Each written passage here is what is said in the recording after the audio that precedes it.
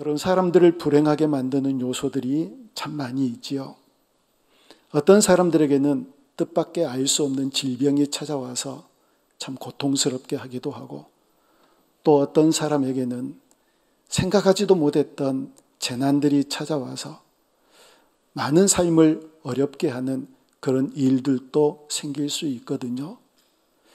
이런 재난, 신문에나 본 일이었는데, 텔레비에서나 본 일들이었는데 왜 나에게 이와 같은 재난이 찾아올까?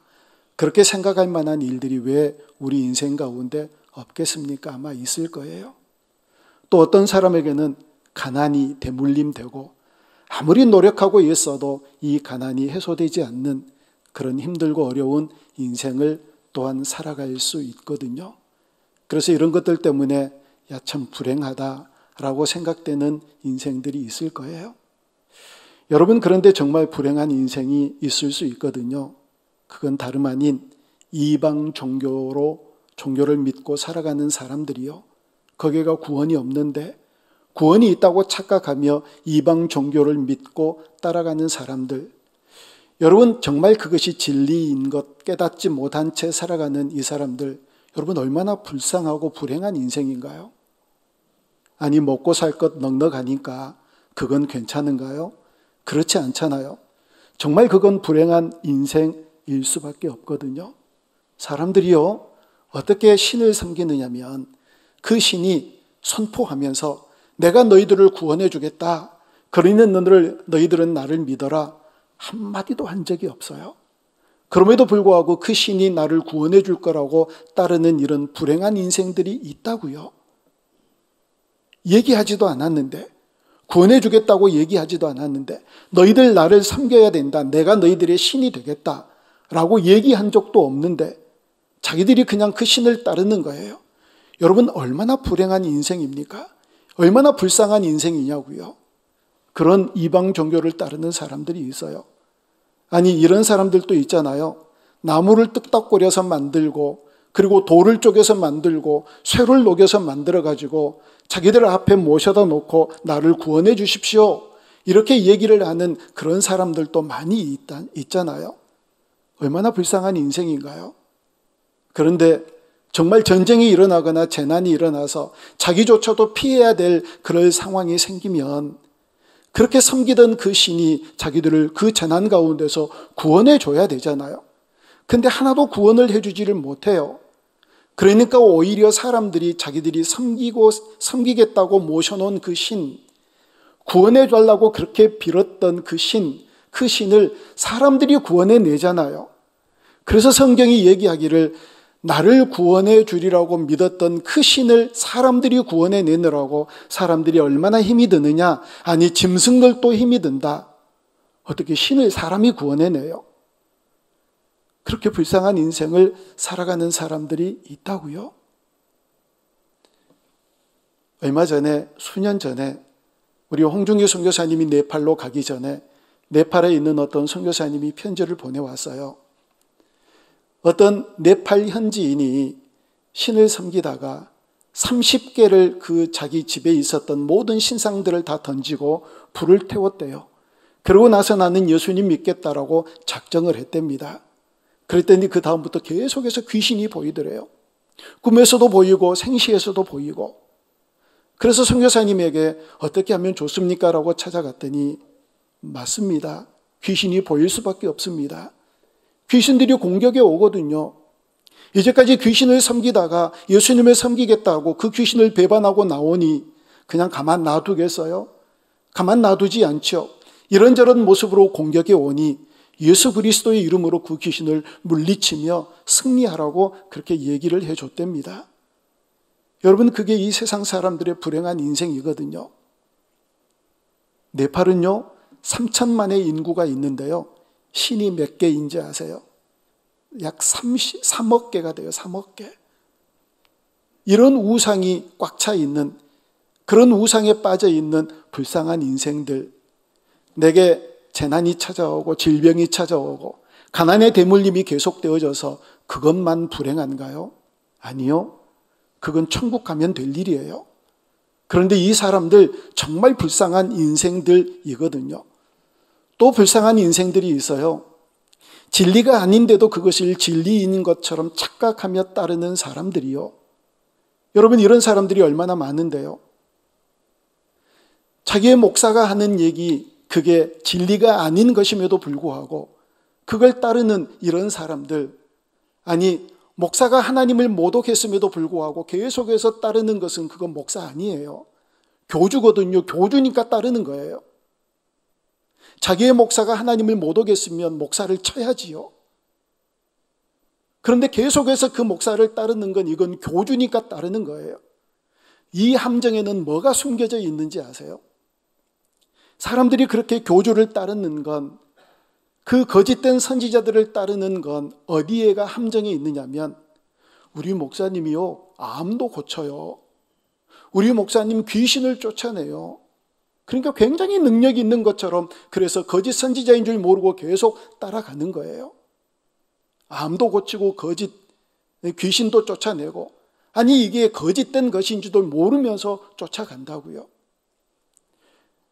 여러분, 저는요, 주의 종들이 하나님으로부터 특별한 은사를 받아서 병자들을 고치고 이런저런 은사들을 행하는 것에 대해서 절대 부정하지 않아요. 저도 그런 은사를 달라고 하나님께 기도했던 적이 얼마나 많이 있는데요.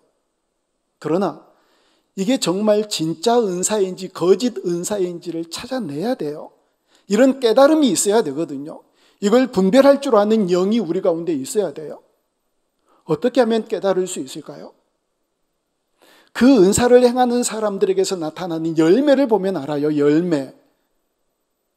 정말 하나님께서 주신 그런 은사로 많은 사람들을 고치고 하나님의 영광을 드러내는 사람들은 아름다운 열매를 맺거든요. 그리고 그들에게는 늘 멋진 향기들이 많이 나타나요. 열매를 보면 알아요. 그렇지 않는 사람들은 어떤 열매를 맺는지 아세요? 하나님의 영광을 훼손하고 교회의 이름을 땅에 떨어뜨리고 그들의 모든 삶의 영역에서 악취를 풍기는 이런 인생들이 참 많다고요. 그거 보면 알아요. 아, 우리의 지도자가 진짜 목자인지 거짓 목자인지 금방 알아요. 금방. 어떤 영향력을 끼치는지, 어떤 선한 열매를 맺는지 그거 분명히 알 수 있다고요. 그런데 그것도 깨닫지 못하고 거짓 선지자들을 쫓고 진리가 아닌데 그것이 진리라고 생각하고 쫓는 이런 사람들은 얼마나 불쌍한가요? 여러분, 얼마나 불쌍한가요? 이런 불쌍한 사람들이 많다고요. 마태복음 7장 말씀을 모르세요? 예, 주님, 내가 주님의 이름으로 선지자 노릇하고 주님의 이름으로 권능도 행하고 주님의 이름으로 귀신도 쫓아냈습니다. 예수님의 이름으로 했대요. 예수님의 이름으로. 그런데 우리 주님께서 밝히 말씀하시잖아요. 나는 너희들을 도무지 알지 못한다. 불법을 행하는 자들아 내게서 떠나가라. 근데 그것 분별하지 못하면 안 되잖아요. 누가 주님의 이름으로 하는지, 누가 주님의 이름을 빙자해서 아는지, 누가 악한 사단의 꾀임에 빠져가지고 교주 노릇을 하는지 이거 분별하지 못하면 안 되잖아요. 얼마나 불행한가요? 내게 질병이 찾아오고 가난이 떠나지 않고 어떤 재난이 엄습하고 이것이 불행한가요? 아니면 거짓 진리를 쫓아서 끝내 지옥 가는 게 이게 불행한가요? 뭐가 더 불행하지요?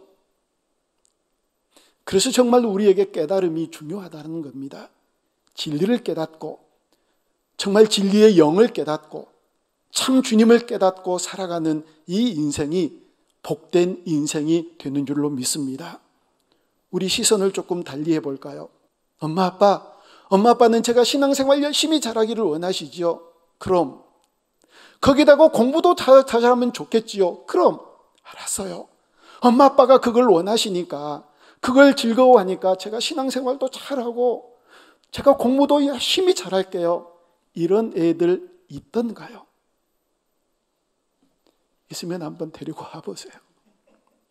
없더라고요.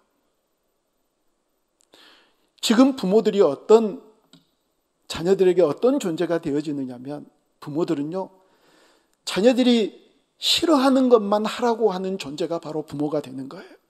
안 그러던가요? 자녀들이 싫어하는 것만 하래요. 좋아하는 건 하지 말래요. 이게 반대로 가는 이게 바로 부모의 모습이거든요. 그런데 부모가 왜 그렇게 자녀들에게 원할까요? 경험해 봤으니까. 얘들아, 내가 그 길 갔더니 거기는 낭떠러지가 있더라. 그래서 가지 말아야 된다. 얘들아, 내가 그 길 걸어가 봤는데 거기는 가시밭길이 있더라. 그래서 가지 말아야 된다. 얘들아, 딱 디디면 좋을 것 같지. 그런데 디디면 그게 함정이더라. 그래서 거기 디디면 안 된다. 내가 보니까 그렇더라. 내가 경험해 보니까 그렇더라. 내가 해봤으니까 그렇더라. 이게 얼마나 진리인가요? 근데 우리 자녀들이 그걸 알아주지를 않아요. 부모 세대를 싫어해요. 그러면 해야 될 일이 뭘까요? 호세아처럼 하는 거예요. 여호와를 알자. 힘써 여호와를 알자. 우리의 경험은 다 변하지만, 우리가 봐왔던 것들 다 변하지만, 우리의 지식도 날마다 변하지만 하나님의 말씀은 변하지 않으니까요. 그 하나님은 영원하니까요. 그래서 호세아가 외쳤잖아요.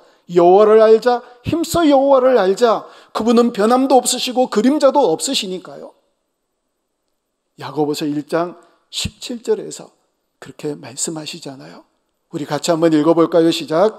온갖 좋은 은사와 온전한 선물이 다 위로부터 빛들의 아버지께로부터 내려오나니 그는 변함도 없으시고 회전하는 그림자도 없으시니라. 아멘. 온갖 좋은 것들이 하나님께로부터 내려와요. 그런데 세상의 모든 것들은 변하거든요. 모든 것은 변해요. 근데 하나님만 변하지 않으시니까, 하나님만 영원하시니까 그 하나님을 바라보며 살아갈 때 정말 우리의 자녀들의 인생이 복된 인생이 되어질 줄로 믿습니다. 그 하나님을 깨닫게 하라는 거예요. 우리의 경험을 깨달으라는 것이 아니라, 우리가 이미 봐왔고 우리가 알고 있는 지식을 전수해 주는 것이 아니라 영원히 변함이 없는 그 하나님을 깨닫게 될 때 우리의 자녀들이 영원히 변치 않는 그 영생을 향하여 나아가는 복된 자녀들 되어줄 줄로 믿습니다. 그러면 도대체 우리가 깨달아야 될 것이 무엇일까요? 여러분, 믿음이요. 믿음. 자, 오늘 우리가 읽었던 1절 말씀을 우리 다시 한번 같이 읽어봅니다. 시작. 내가 오늘 명하는 모든 명령을 너희는 지켜 행하라.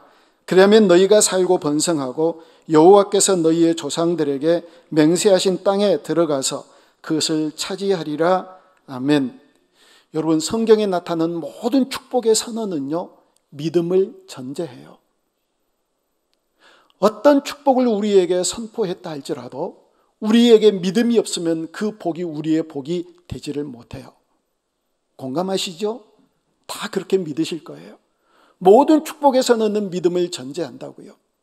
아니, 우리가 지금 예수님 믿고 있잖아요. 예수님 안 믿는 사람들에게 우리가 그렇게 얘기하잖아요. 예수님 믿으세요. 아니, 그래서 예수님 믿었네요. 그러면 또 우리끼리 뭐라고 얘기하나요? 예, 예수님 잘 믿읍시다라고 얘기를 하잖아요. 그리고 또 뭐라고 얘기하지요? 우리 예수님 잘 믿고 천국 가자고 그렇게 얘기를 하잖아요. 믿음을 빼놓고는 얘기를 할 수 없는 신앙인들이 바로 저와 여러분들이에요. 이 믿음. 그런데 이 믿음이 과연 진짜 믿음인지 살아있는 믿음인지 이걸 분명히 깨달아 알아야 된다는 겁니다. 여러분, 믿음은 어떤 믿음이세요? 이렇게 중요한 믿음, 이 중요한 믿음이 정말 나에게 있는지 없는지, 참 믿음인지 거짓된 믿음인지, 살아있는 믿음인지 죽은 믿음인지를 알아야 되잖아요. 그런데 이걸 깨닫지 못하는 사람들이 있다는 거예요. 그러니까 예수님 잘못 믿는 거지요. 그러니까 신앙생활을 잘못해서 이렇게 교회가 그리스도인들이 비난의 중심에 서 있게 된다는 거예요. 여러분, 이런 아이러니가 있어요. 뭐가 중요해요? 이제 이 믿음 가지고 지금 얘기를 하고 있잖아요. 그래서 믿음이 중요해요, 여러분. 이 믿음이 중요하니까 이 중요한 것을 한 번만 얘기를 하면 안 되잖아요. 그래서 여기에서도 얘기하고 저기에서도 얘기하고 이런 상황 속에서도 저런 상황 속에서도 믿음을 막 얘기를 해요. 중요하니까, 잊어먹지 말아야 되니까, 이 믿음을 참으로 가져야 되니까. 그러니까 믿음이 여기저기 많이 깔려 있는 거예요. 중요한 건 많이 깔아놔야 중요하게 되잖아요, 여기잖아요. 근데 사람들이 이걸 반대로 생각하는 거예요. 너무 많이 깔려 있기 때문에 이걸 중요하지 않게 여기는 거예요. 이해가 되시죠? 중요해서 많이 얘기를 했는데, 중요해서 여기서도 붙잡고 저기서도 붙잡자라고 얘기를 많이 했는데, 여기저기 너무 많이 널려 있으니까 믿음 별로 중요한 게 아닌가 봐. 진짜 값싼 건 하나밖에 없잖아요. 많이 있는 건 짝퉁이잖아요. 그러니까 짝퉁처럼 생각을 하는 거예요. 여러분 보세요. 공기가 얼마나 중요한가 제가 설명을 해드려야 되나요? 근데 이 공기가 얼마나 많이 있나요? 사람들이 공기의 중요성을 아나요? 호흡기 질환을 알아봐야만 알아요. 사랑이 얼마나 중요한가요? 근데 사랑이 얼마나 많이 널려 있나요? 과거에는요, 유행가 가사에서 사랑이 빠진, 단어가 빠진 가사를 찾아보기가 힘들 정도였어요. 사랑이라고 하는 단어가 홍수가 나요, 홍수가. 그러니까 사람들이 그 중요한 사랑을 별로 중요하지 않게 생각하며 살아가고 있다고요. 물이 얼마나 중요하나요? 근데 틀면 나오니까 이 물의 중요성을 모르는 거예요. 마치 그것처럼 믿음이 너무 중요해서 이렇게도 얘기하고 저렇게도 얘기했더니 믿음 별로 중요하지 않나 봐. 그렇게 생각하면서 자기의 믿음이 얼마나 헛된 믿음인지 이걸 깨닫지도 못한 채 인생을 나는 믿음이 좋아, 나는 믿음이 있어, 그렇게 착각하면서 살아갈 수 있다는 겁니다. 정말 깨달아야 될 것이 있습니다. 내 믿음이 진짜인지, 나 믿음이 있는지 없는지, 나 예수 믿는 거 진짜 믿는 건지 안 믿는 건지, 성경 말씀을 내가 믿는지 안 믿는지 알아야 되잖아요. 깨달아야 되잖아요. 근데 깨닫지 못하니까 믿지도 않으면서 믿는다고 착각하고, 신뢰하지도 않으면서 나는 그거 확실하다고 착각하면서 잘못 살아가는 인생, 얼마나 불행한 인생인가요? 질병, 가난, 재난, 이것보다 훨씬 불행한 인생이라고요. 그래서 우리의 믿음이 진짜 믿음인가를 깨닫고 그 믿음이 요구하는 대로, 그 믿음이 소용되는 대로 믿음의 사람들이 다 되어야 될 줄로 믿습니다. 두 번째 깨달음이 있어야 되는 것은요, 여러분, 우리가 진짜 살아있는 믿음을 가졌다 할지라도, 흔들리지 않는 굳센 바위 위에 서 있는 믿음을 가졌다 할지라도 여전히 우리의 인생은 광야와 같은 그런 인생에서 살아갈 수밖에 없다는 거예요. 그걸 오늘 본문에서 얘기를 해요. 자, 우리 본문 2절 말씀을 우리 같이 한번 읽어봅니다. 2절입니다. 시작. 내 하나님 여호와께서 이 40년 동안에 네게 광야 길을 걷게 하신 것을 기억하라. 이는 너를 낮추시며 너를 시험하사 네 마음이 어떠한지 그 명령을 지키는지 지키지 않는지 알려 하심이라. 아멘. 하나님은 왜 우리에게 광야 같은 인생길을 걸어가게 하셨을까요? 광야는요, 아무것도 없어요. 그래서 주님밖에 의지할 게 없거든요. 오직 주님만 바라볼 데가 없어요. 다른 것 없어요. 광야는 오직 주님만 의지하라고, 오직 주님께만 붙어 있으라고, 오직 하나님께만 손을 벌리라고, 그 어떤 것도 의지를 삼지 말라고 그들에게 주신 광야였거든요. 여러분, 광야 같은 인생길 걸어가고 계시나요? 그때 주님을 바라보라고요. 그때 주님만 의지하라고요. 그리고 주님께서 기억하라고 얘기를 하신 이유가 오늘 본문 3절에서 말씀을 합니다. 3절을 보면 너를 낮추시며 너를 줄이게 하시며 또 너도 알지 못하여 내 조상들도 알지 못하는 만나를 네게 먹이신 것은 사람이 떡으로만 사는 것이 아니요 만나를 먹이는 것과 사람이 떡으로만 사는 것이 아니다라고 하는 이 말의 관계가 어떤 관계가 있을까요? 여러분, 사람들은요, 생각할 때 우리는 밥 먹고 살고 떡 먹고 살지요. 어느 누가 만나를 생각을 했겠어요? 아무도 생각할 수 없는, 그리고 어떤 인간의 노력이 필요하지 않는 하나님께서 보내주신 이 만나, 이건 뭘 의미를 하느냐면 하나님의 말씀을 의미를 해요. 그래서 예수님께서 사탄에게 시험을 받으실 때 이 돌들을 명하여 떡덩이가 되게 하라고 그럴 때 주님 말씀하셨잖아요. 이 신명기 말씀을 차용해서 주님이 말씀하신 거예요. 사람이 떡으로만 사는 것이 아니다. 하나님의 입에서 나오는 말씀으로 사는 것이다. 사람들은 떡을 만들고 밥을 지을 수 있고 이것저것 많은 것들을 만들어낼 수 있지만 만나 누가 만들어냈나요? 사람들이 노력해서 만나가 떨어졌나요? 사람들이 공부 많이 했기 때문에 만나가 떨어졌나요? 사람들이 돈이 많아서 높은 지위에 있어서 만나가 떨어졌나요? 사람들이 만나를 향하여서 하는 일 아무것도 없었잖아요. 그러나 우리 주님께서 인생을 사랑하셔서 만나를 보내주셨잖아요. 광야와 같은 인생, 내게 아무것도 없을 때 하나님께로부터 공급받는 이 만나처럼 광야 같은 인생을 살아간다 할지라도 하나님을 바라보고 하나님만 의지할 때 주님께서 살아갈 힘, 능력 우리에게 공급해 주실 줄 믿습니다. 그래서 말씀이 능력이 되고 말씀이 생명이 되고 이 말씀으로 우리가 영원히 살아갈 힘을 얻게 되는 줄로 믿습니다. 두 가지를 깨달으라고요. 첫째는 정말 우리의 믿음이 있는가를 깨닫고, 두 번째는 아무것 없는 광야 같은 인생 가운데서라도 하나님이 공급해 주시는 그 은혜로 살아가야 되는 존재가 바로 우리라는 사실을 깨닫고, 그래서 하나님만 의지하고 하나님만 바라보라고요. 그리고 오늘 본문은 이 깨닫고 나서 우리가 어떻게 살아가야 될 것인가에 대해서 얘기를 하는데, 신명기에는요 지켜 행하라는 얘기가 참 많이 나와요. 지켜 행하라, 지켜 행하라. 여러분, 하나님 말씀 많이 들으시죠? 듣는 것보다 더 중요한 것이 있어요. 깨닫는 거예요. 많이 깨달으시죠? 깨달으실 거예요. 주님께서 이 말씀을 나에게 주셨고 또 나로 하여금 이 말씀을 깨닫게 해주시는구나. 성령님이 깨닫게 해주시지 아니하시면은요 아무나 깨달을 수가 없어요. 성령님이 우리 가운데 오셔서 우리를 깨닫게 해주세요. 근데 그것보다 더 중요한 게 있어요. 지켜 행하는 거예요. 지켜 행하는 거예요. 아무리 많이 알고 그리고 아무리 잘 깨달으면 뭐예요? 지켜 행하지 않으면 아무 소용 없잖아요. 그래서 우리 성도들은 늘 이걸 기억하자고요. 단 하나라도 지켜 행하며 살아가자. 단 한 걸음이라도 실천하는 삶으로 발을 내딛자. 단 하나라도.